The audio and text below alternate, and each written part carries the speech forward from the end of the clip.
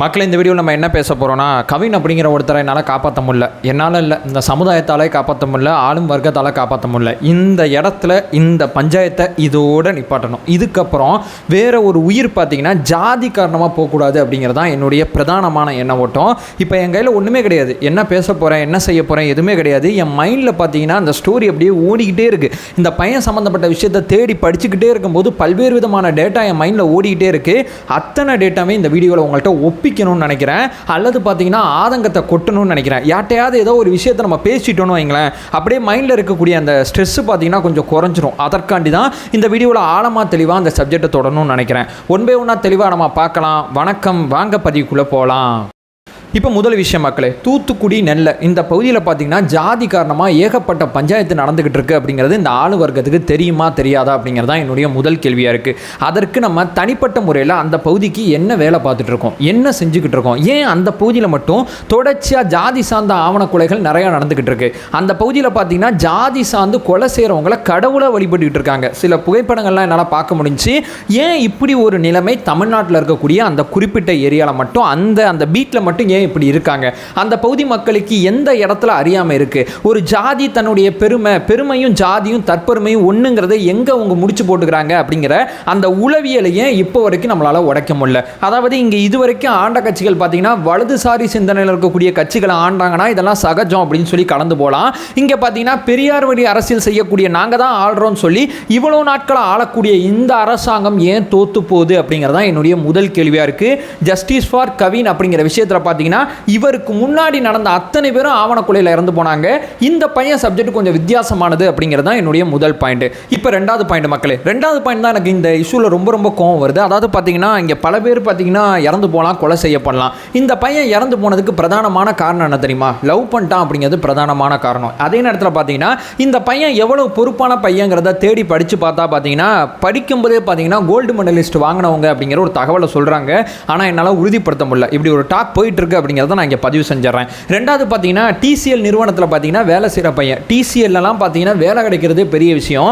அந்த நிறுவனத்தில் வேலை செய்கிற பையன் பார்த்தீங்கன்னா வேலைக்கு நடுவில் பார்த்தீங்கன்னா விடுமுறை காரணமாக ஊருக்கு வந்திருக்காரு. ஊருக்கு வரும்போது பார்த்தீங்கன்னா பாளையங்கோட்டையில் பார்த்தீங்கன்னா அந்த பையனை கொண்டிருக்காங்க. ஸோ இந்த பையன் பண்ண ஒரே தப்பு என்ன தெரியுமா? லவ் பண்ணது. ரெண்டாவது தப்பு என்ன தெரியுமா? வேற ஒரு சமூகத்தில் இருக்கக்கூடிய ஒரு பொண்ணை லவ் பண்ணது. அந்த பொண்ணும் இந்த பையனை லவ் பண்ணியிருக்கு. ரெண்டு பேரும் பரஸ்பரம் காதலிச்சிருக்காங்க. ரெண்டு பேரும் பரஸ்பரம் காதலிச்சது ஒரு பெரிய தப்பா? ரெண்டாவது வெவ்வேறு சமூகத்தில் இருந்தது பெரிய தப்பா?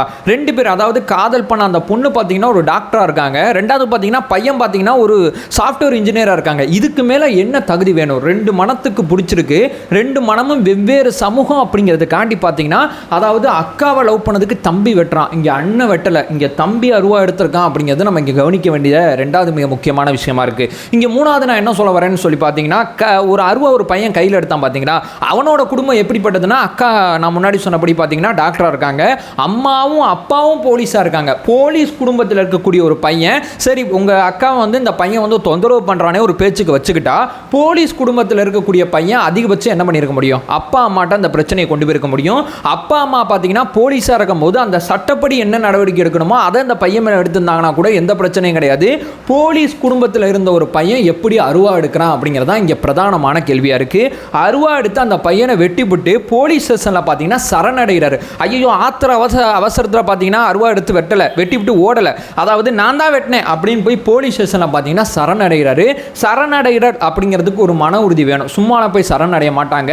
இவங்க பார்த்தீங்கன்னா நான் தான் அந்த சம்பவத்தை பண்ணேங்கிறத ஊருக்கு தெரிவிக்கிறதுக்காண்டி தான் சரணடைவாங்க. அந்த வகையில் பார்த்தீங்கன்னா போலீஸ் குடும்பத்தில் இருக்கக்கூடிய ஒரு பையன், ஏன் இதை நான் ஹைலைட் பண்ணி சொல்கிறேன்னா, இந்த ஒரு விஷயம் தான் என்னால் ஏற்றுக்கவே முடியல. ஒரு சாஃப்ட்வேர் இன்ஜினியராக இருக்காங்க, ஆப்போசிட்டில் இருக்கிற ஒரு பொண்ணு பார்த்தீங்கன்னா ஒரு டாக்டராக இருக்காங்க, இந்த பக்கம் தெரியும் பார்த்தீங்கன்னா ஒரு போலீஸ் குடும்பத்தில் இருக்கக்கூடிய பையன் பார்த்தீங்கன்னா அருவாவை கையில் எடுக்கிறான். இந்த கான்ட்ரடிக்ஷனே எனக்கு புரியாமல் இருக்கு. எப்படி இந்த இஷ்யூ நடந்திருக்கும்? ஜாதி என்ன அவ்வளவு தீவிரமாக அந்த சமூகத்தில் போயிருச்சா அப்படிங்கிறது தான் என்னுடைய பிரதானமான ஆதங்கமாக இருக்கு.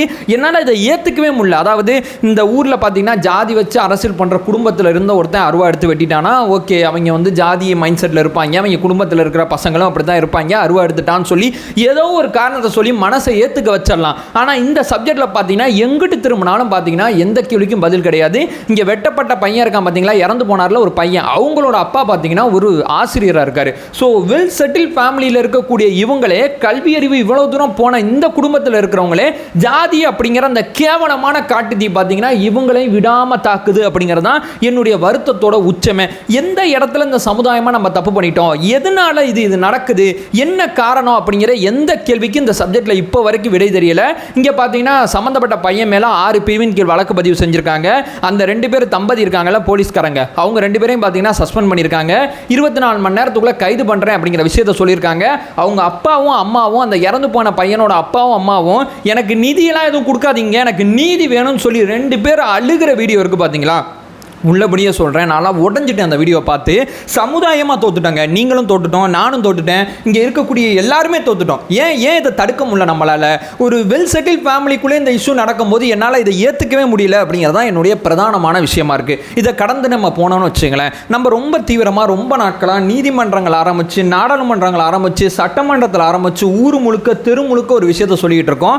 ஜாதி சார்ந்து கொலை நடந்தால், அந்த கொலை ஒரு ஆவண கொலையாக இருந்தால் அதற்கு பார்த்தீங்கன்னா தனிப்பட்ட முறையில் ஒரு சட்டம் வேணும் அப்படிங்கிற விஷயத்தை ஆழமாக தெளிவாக சொல்லிட்டு இருக்கோம். என்ன காரணம்? இப்போ உதாரணத்துக்கு பார்த்தீங்கன்னா கும்மிடிப்பூண்டியில் ஒரு குழந்தைய பார்த்தீங்கன்னா ஒரு காமுகன் பார்த்தீங்கன்னா, அந்த காமுகனை என்ன சொல்கிறது தெரியல, கடிச்சு வச்சிருப்பாப்ல. அந்த காமுகனுக்கு இப்போ ஒரு 18 வயசுக்கு மேலே இருந்த ஒரு பொண்ணுக்கு ஒரு பாலியல் பலாத்காரம் நடந்தால் அந்த குற்றத்தோட அந்த காமுகன் பார்த்தீங்கன்னா, அந்த கும்மிடிப்பூண்டி காமுகன் இருக்கான் பார்த்தீங்களா, அவனுக்கு கூடுதலாக தண்டனை கிடைக்கும். என்ன காரணம்? ஒரு சின்ன குழந்தைய போய் அந்த பையன் இப்படி பண்ணிட்டான் அப்படிங்கிறதுனால. ரெண்டுமே பாலியல் பலாத்காரம் தான். இந்த சப்ஜெக்டில் பார்த்தீங்கன்னா குழந்தை பக்கத்தில் போனவனுக்கு நம்ம போக்சோ மூலமா பார்த்தீங்கன்னா மிக கடுமையான தண்டனைகளை கொடுத்துக்கிட்டு இருக்கோம். காரணம் என்ன?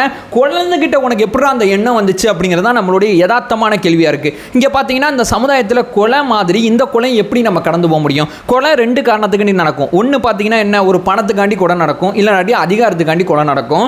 பணத்துக்காண்டி அதிகாரத்துக்காண்டியை தாண்டி இங்க வெற்று ஜாதி, அது ஒரு கருமமும் கிடையாது, அந்த கருமத்துக்கு ஏன் இங்க கொலை நடக்குது அப்படிங்கிறது தான் யதார்த்தமான உண்மை. இந்த காசுக்காண்டி பண்றாங்க இல்ல அதிகாரத்துக்காண்டி பண்றாங்கல்ல, அவங்க 2 பேரை தாண்டி இந்த வீண் பெருமைக்காண்டி பண்ணிட்டு இருக்காங்க பாத்தீங்களா. இவங்களுக்கு கூடுதலா தண்டனை கொடுக்கணுங்கிறது தான் ஆழமா தெளிவா கத்திக்கொண்டே இருக்கும். நான் முன்னாடி சொன்னபடி உச்சநீதிமன்றம் சொல்லிச்சு, உயர்நீதிமன்றம் சொல்லிச்சு, சட்டமன்றம், நாடாளுமன்றம் ஏராளமான இடத்துல சொல்லியும் இப்ப இருக்கக்கூடிய ஆட்சியாளர்கள் வாயை திறக்காம இருக்காங்க. அப்படி என்னையா அவங்களுக்கு ஜாதி அரசியல் இதுல இருக்கு? இதை நம்ம பண்ணிட்டோம்னா இந்த மாதிரி குறிப்பிட்ட குரூப்ல இருந்து நமக்கு ஓட்டு வராது, அதனால நம்ம இந்த வேலையை பார்க்க வேணாம்னு சொல்லி சட்டமன்றத்திலே நம்ம முதலமைச்சர் பார்த்தீங்கன்னா அதெல்லாம் பண்ண மாட்டோம் அப்படிங்கிற விளக்கத்தை பார்த்தீங்கன்னா கொடுக்குறாரு. அப்படி என்னையா அதில் நீங்கள் ஓட்டு வாங்கி என்னத்தையா சாதிக்க போறீங்க? மக்கள் முட்டாள்தனமாக ஒரு குறிப்பிட்ட மக்கள் பார்த்தீங்கன்னா ஜாதி தான் பெருமை அப்படின்னு சொல்லி அந்த ஜாதி பெருமைக்காண்டி பார்த்தீங்கன்னா கொலை பண்ணிட்டு இருக்காங்க, ஆவண கொலை. இதை தடுக்கிறதுக்கு வக்கில்லாத அரசு என்ன அரசு? நான் முன்னாடி சொன்னபடி வலதுசாரி அரசு இங்கே நடந்துச்சுன்னா நான் அந்த கேள்வியை கேட்க மாட்டேன், அவங்க அப்படி தாண்டி போயிட்டே போவேன். இங்கே பெரியார் வழி அரசியல் பண்ணுறோம், சமத்துவமான அரசியல் பண்ணுறோம், சமூக நீதி அரசியல் பண்ணுறோம் பேசுகிற நீங்கள் இப்போ வரைக்கும் ஏன் இந்த இஷ்யூவில் வாயை திறக்காமல் இருக்கீங்க? ஏன் எதுவுமே பண்ணாமல் இருக்கீங்க? தயவு செய்து சொல்றேன், இறந்து போற கவினா அது கடைசி கவினா இருக்கட்டீங்க, வேற யாருக்கு இந்த ஒரு துயரம் நடந்துடக்கூடாது. நான் உள்ளபடியே சொல்றேன், கட்சி வேறுபாடு அதெல்லாம் ஒரு பக்கம் ஓரம் இருக்கட்டும், சமுதாயமாக தோத்துக்கிட்டு இருக்கோம். இந்த இஷ்யூவோட முடிங்க. இதுக்கப்புறம் பார்த்தீங்கன்னா ஒரு உயிர் பார்த்தீங்கன்னா அந்த ஜாதிய ஆவண கொலையால் போகக்கூடாது. இந்த இஷ்யூ தான் கடைசியான இஷ்யூவாக இருக்கணும். அதுதான் நம்ம கவினுக்கு கொடுக்கக்கூடிய ஒரு பெரிய ஜஸ்டிஸாக இருக்கும் அப்படிங்கிற ஒரு விஷயத்தை சொல்லிட்டு இந்த வீடியோ நான் என் பண்ணிக்கிறேன். ரொம்ப எமோஷனலாக பேசியிருக்கும் போது சில வார்த்தைகள் எதுவும் தடுமாறி வந்துச்சுன்னா என்னை மன்னிச்சிருங்க. ஏன்னா என்னால் இந்த இஷ்யூவை ஏற்றுக்கவே முடியல. என்கிட்ட ஒரு நோட்ஸுங்கிற ஒன்றே கிடையாது. அப்படியே கேமரா முன்னாடி உட்காந்து என்னுடைய ஆதங்கம் அத்தனையுமே கொட்டிட்டேன் அப்படிங்கிற ஒரு விஷயத்தை சொல்லிட்டு இந்த வீடியோ என் பண்ணிக்கிறேன். நம்ம சேனலை ஃபர்தராக ஃபாலோ பண்ணிங்கன்னா பொலிட்டிக்கல் சார்ந்து மிக முக்கியமாக பல்வேறு விதமான விஷயத்தை பேசிகிட்டு இருக்கோம். நம்மளோட ஒரே நோக்கம் அறியாமை அகற்ற வேண்டும், அறியாமை அகற்றப்பட வேண்டும். Thank you so much.